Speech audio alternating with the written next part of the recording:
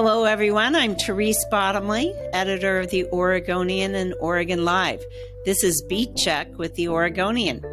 Today, I'm talking to Jamie Goldberg, one of our editors on the politics team, to go over some of the many ways our newsroom is helping voters in advance of November's general election. Jamie, welcome back to Beat Check. Thanks for having me on. So I know this is a really busy time for the politics team, and I appreciate you taking time out to talk with me and readers here. There are lots of races in Oregon from federal and state and local levels.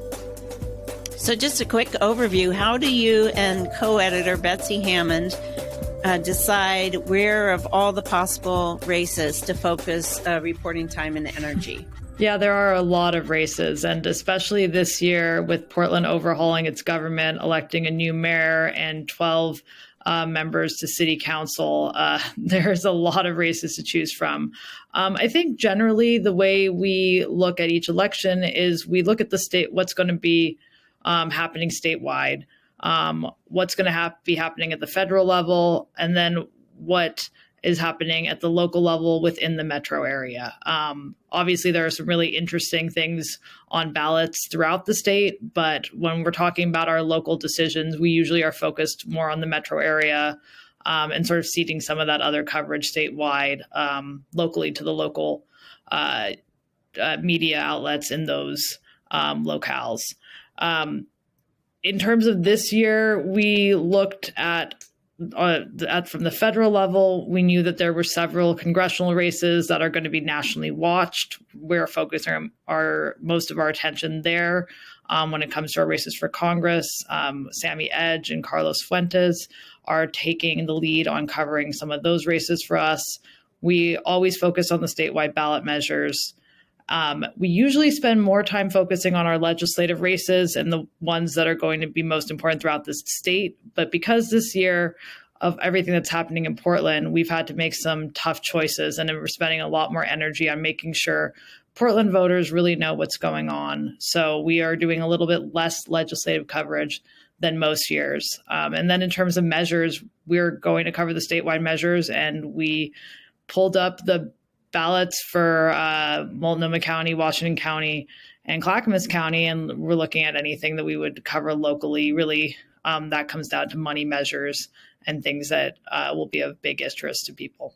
And of course, Oregon does not typically feature in the presidential race. You know, we probably aren't going to get a lot of attention from candidates, but we do have the congressional races, as you said, that everybody's really keeping a close eye on.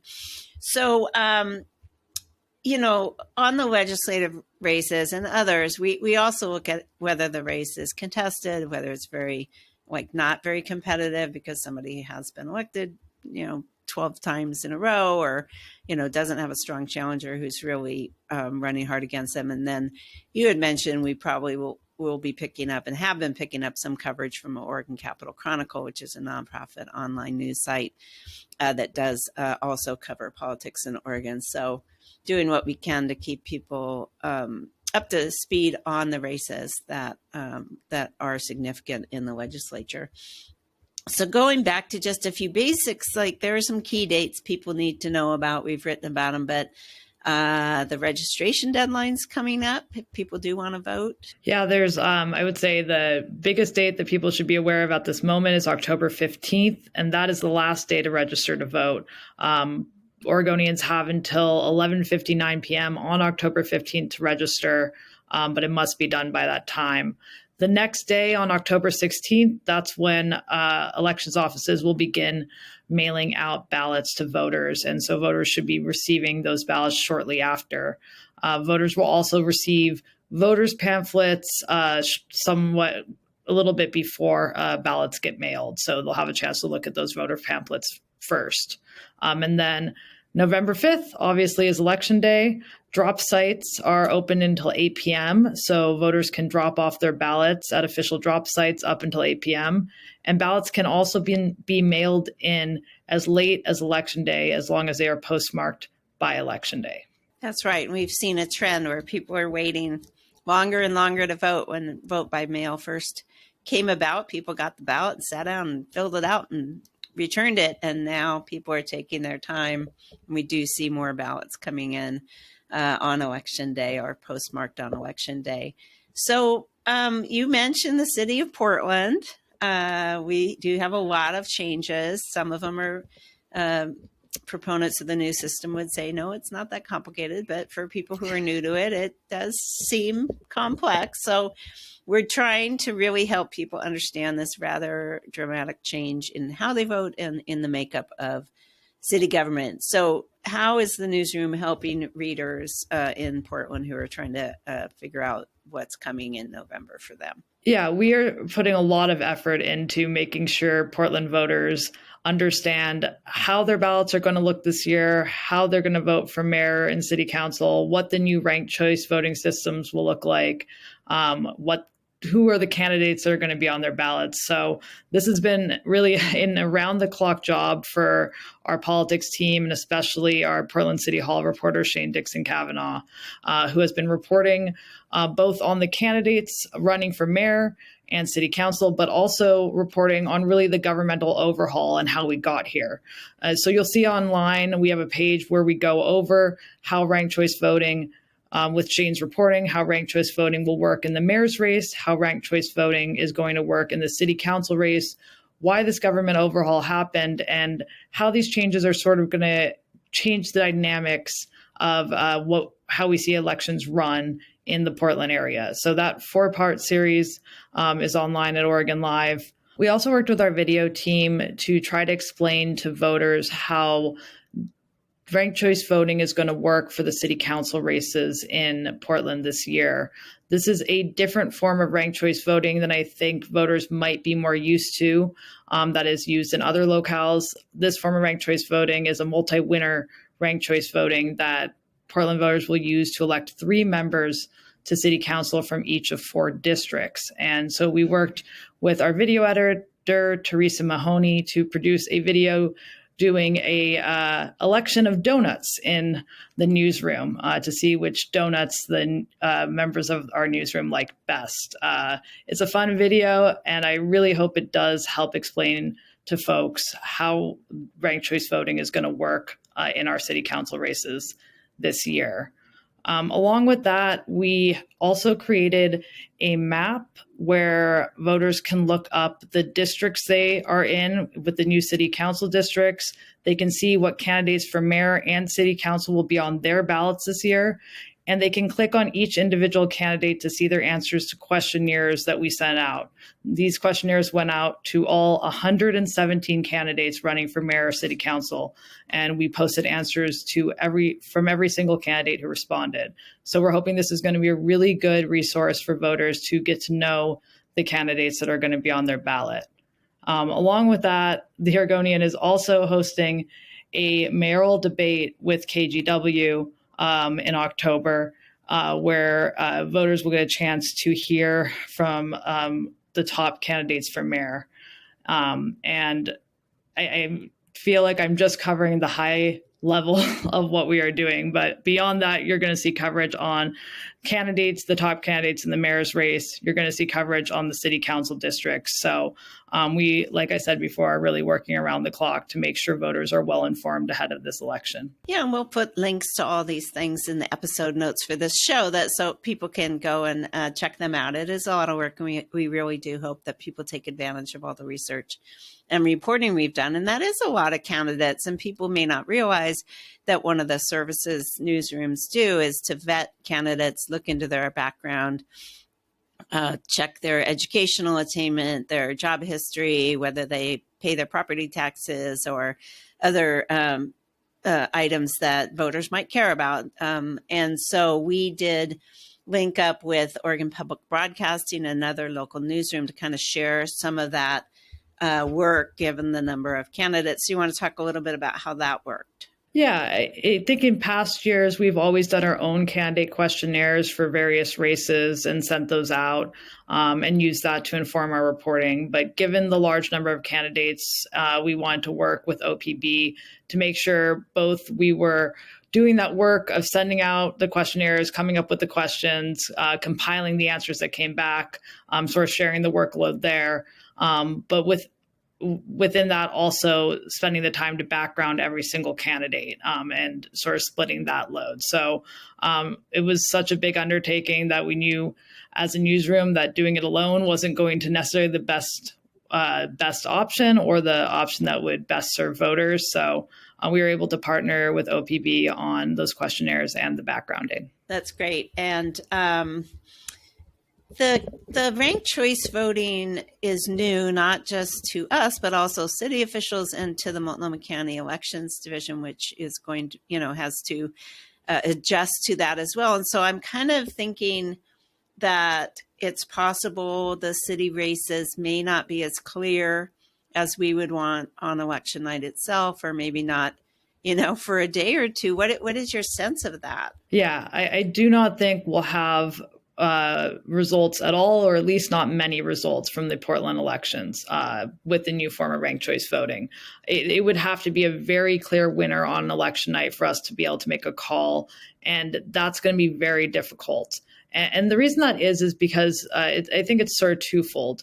You mentioned earlier that Portland voters have been turning in their ballots later and later.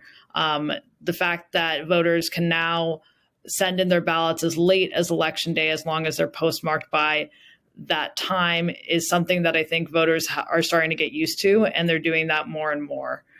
So fewer ballots are coming in by the 8 p.m. First drop that we usually get results on election day. A lot more of those ballots aren't coming in until the next day or that night, or not being counted until the second or third drop, or even later from city election offices. So that makes it harder to know with ballots outstanding how a race is going to turn out. And then it's especially hard with ranked choice voting because that adds uncertainty about where things are ultimately going to land. In the case of the mayor's race, a candidate will have to get to the 50% threshold to win. And in the case of the city council race, candidates will have to get to the 25% threshold to win a seat. And so that can change a lot. You have your first choice votes, but then second choice votes, third choice votes, those might not be going. A candidate that does really well in first place votes when ballots first land, they might not be getting as many of those second and third and fourth choice votes. And then more ballots coming in just changes sort of the whole calculus. So we're going to be very careful in our newsroom about calling any elections in Portland, especially using ranked choice voting, until we are sure that we are giving voters accurate information. Yeah, that's one of the beauties of how we do election coverage is having that long history of studying results over time. And we don't have that with this. This is all new for us. And I'm sure Multnomah County is going to be very careful and cautious as well, since it's a new system for them and they want to make sure anything they release is absolutely 100% correct. So we have had some conversations nationally about election integrity. There have been lots of concerns, vote by mail comes into the equation sometimes, but how is that playing out in Oregon, and how concerned should Oregonians be about the recent news that we've carried on OregonLive about the ineligible voters who were inadvertently added to the rolls? Yeah, I think historically this hasn't been as much of a concern in Oregon because we are so used to voting by mail, as it sort of came up post-pandemic as other states started implementing more vote by mail. However, as you mentioned, the recent news sort of changes that a bit. More than 1,200 non-citizens were registered to vote in Oregon by the DMV through the automatic motor voter process. And so what we know about that is that this was really a clerical error from DMV employees. This wasn't a mistake by the people who were accidentally getting registered to vote. It has to essentially do with a drop-down menu of employees checking the wrong box, having people come in for a driver's license or state ID, and checking a box that that they had a U.S. passport or a U.S. birth certificate. And so the DMV has taken steps at this point to limit the chance of human error in the future and put in extra steps to make sure they are verifying the accuracy of these forms and how they're being filled out. So the corrective action, I think, has been taken. They've laid out a number of steps to make sure this isn't going to happen again. These voters who were mistakenly registered are being taken off the voting rolls, and the Secretary of State has said that it will not impact this election. In terms of past elections, they have only found evidence of 10 non-citizens who were registered voting. One of those had already become a citizen by the time they voted. They're still checking whether the other 9 may have had citizenship or not. But it is obviously a small percentage of people who potentially voted when they were not citizens. So as I said before, there's no indication that this should have any impact on this election. So a minuscule number when you compare it to the number of Oregon voters, but clearly Oregon, like every state, wants to be absolutely 100% accurate in terms of who is eligible. So we, switching back to the Portland race, we mentioned the mayoral debate. We have a long partnership with KGW where we have co-sponsored political debates over the years. So we are co-sponsoring this debate coming up October 15th. It will air on OregonLive. It will air on KGW. So who's taking part, and how were the candidates chosen to be included in this debate? Yeah, we looked at several factors in trying to figure out which candidates we would include in the debate, including donors, money raised. We were hoping to look at polls as well, although there's been fewer public polls and not any I know of quite yet that have not been commissioned by campaigns. Ultimately, we decided to just allow all 5 candidates into the debate who reached 750 donors, which meant they met the threshold to receive matching funds from the city. And so we're going to have 5 candidates at this debate. That is a bigger debate than we have had in our partnerships with KGW in the past. But given that voters can rank up to 6 candidates for mayor, we think it's important that voters be able to hear from more of the top candidates in the race than in past elections. So it's going to be all 5 candidates who reached that matching fund mark. That's Renee Gonzalez, Carmen Rubio, Keith Wilson, Mingus Maps, and Leave Ostis. Yeah, so that is one of the intents of ranked choice voting, is to get more people who might have less support, but some support, to be kind of in the mix and in consideration. So reaches a little bit farther down the ballot. So that debate will be live streamed again on OregonLive starting at 6:30 p.m. October 15th. It will also air live on KGW Channel 8. David Molko, the anchor there, and Shane Dixon Kavanaugh, our City Hall reporter, will be the questioner. So I really look forward to that. So let's talk about election night itself.